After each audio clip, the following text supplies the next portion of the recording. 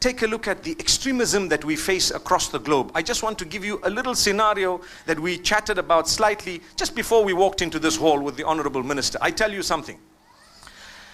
If you take a look at what happened in Brussels, absolutely unacceptable from any aspect. You are killing innocent people, men, women and children who have nothing to do with the war that you are using as a reason for doing this. Do you get the point?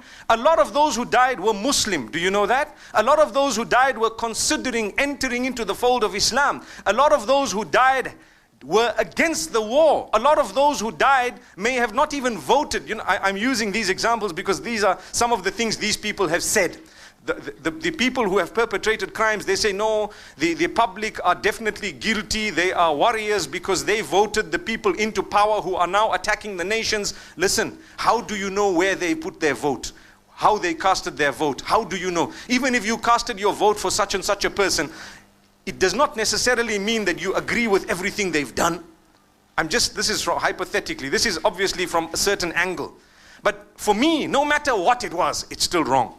However, they say that because you attacked someone far away, we are now attacking you. I said that's unacceptable. But the point I want to raise is the problem of extremism is not only among the Muslims.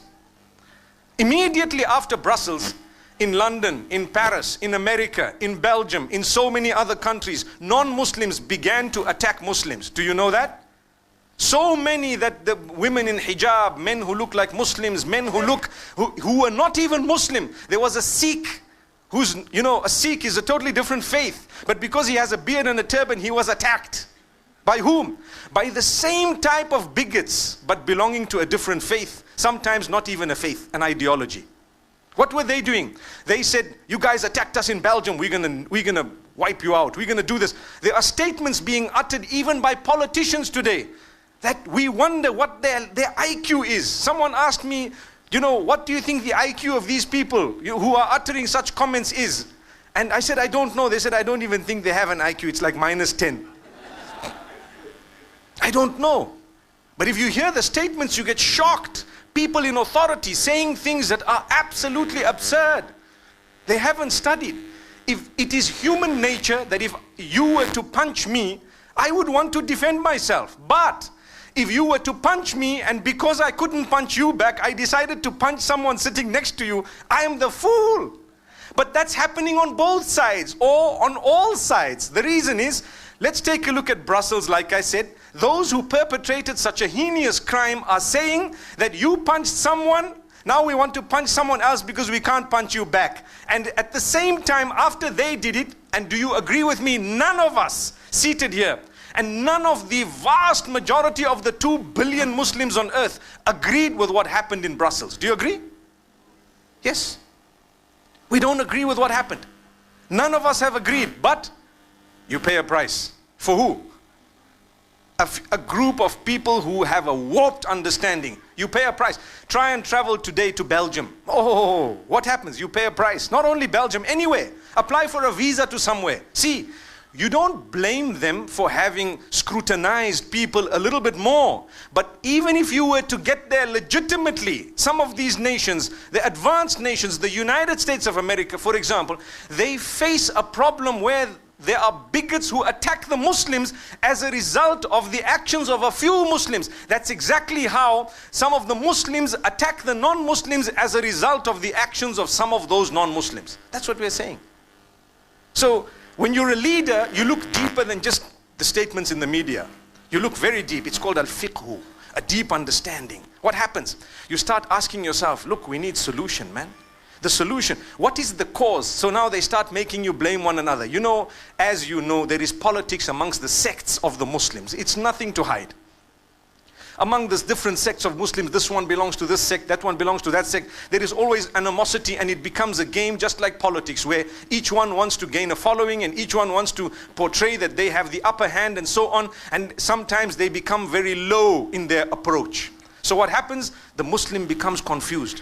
So we seize the opportunity, just like political parties. If one man made a political error, for example, And I'm definitely not speaking about Malaysia because I don't want to interfere in your internal politics. I just pray. You know what I said right at the beginning? As a foreigner, I just pray for the peace of your nation. Whatever you want to do, please make sure that the solutions to your problems do not create bigger problems. That's all I'm saying.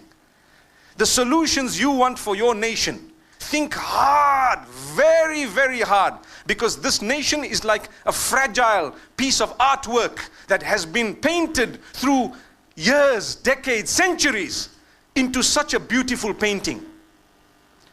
Don't try and correct a little cobweb on your painting in a way that you break the entire painting. That's all I'm saying. You want to correct something, do it in a way that will solve the matter. I sit and I think about Syria, I think about Libya, I think about Afghanistan, I think about so many other nations, I think about Yemen, and I tell myself, if they sat around the table for 50 years, it would have been better than to take that nation back 100 years. People are not patient. You don't want to sit around a table. People become impatient. A leader is not impatient. Look at the Prophet, peace be upon him, he was patient. One after, he had the help of revelation of Allah. He was a prophet, but still he was very patient. When the opportunity came, yes, it happened. But he waited for that. He was not impatient. If Allah wanted, the messenger could have come and in 5 minutes he'd deliver the message and walk away. But Allah wanted it to last 23 years. Do you know that? Why do we want solution quickly? Sometimes when you are impatient, your impatience creates a bigger problem than the one you are trying to solve on the ground. That's all I'm saying. Anyway, let's get back to the other issues.